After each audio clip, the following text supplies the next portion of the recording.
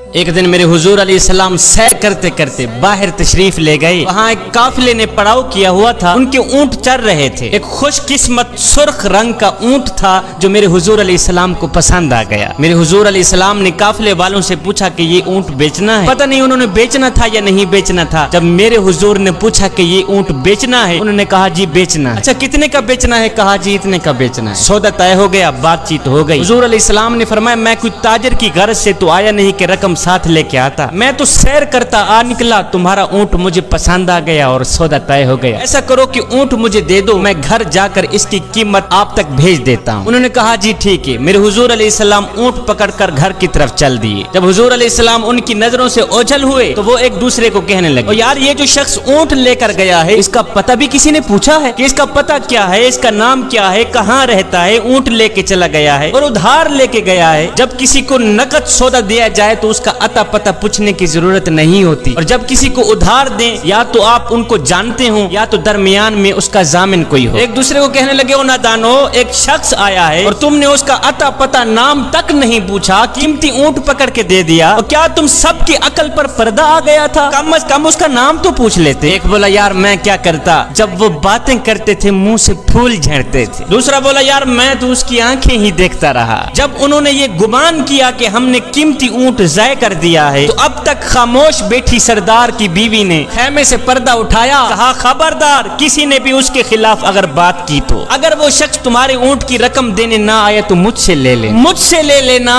میں اس شخص کی ضامنہ ہوں۔ انہوں نے کہا اچھا تو اسے جانتی ہے؟ کہا نہیں میں بھی نہیں جانتی۔ کہا جب جانتی ہی نہیں پھر ضمانت کیسے دے دی؟ کہا جب تم سودا کر رہے تھے تو میں خیمے کے اندر سے دیکھ رہی تھی کہ جس کا چہرہ اتنا خوبصورت ہو وہ جھوٹ بولتا ہی نہیں، وہ دھوکہ دے ہی نہیں سکتا، ابھی تمہارے پیسے آنے والے ہیں۔ تھوڑی دیر گزری ہی تھی کہ میرے حضور علیہ السلام کے غلام آ گئے پیسے لے کے، کہنے لگے کون ہیں وہ لوگ جس سے ہمارے آقا نے اونٹ خریدا ہے؟ کہا جی ہم لوگ ہیں۔ صحابہ نے کہا یہ لو تمہاری اونٹ کی رقم، یہ لو تمہارے اونٹ کی قیمت۔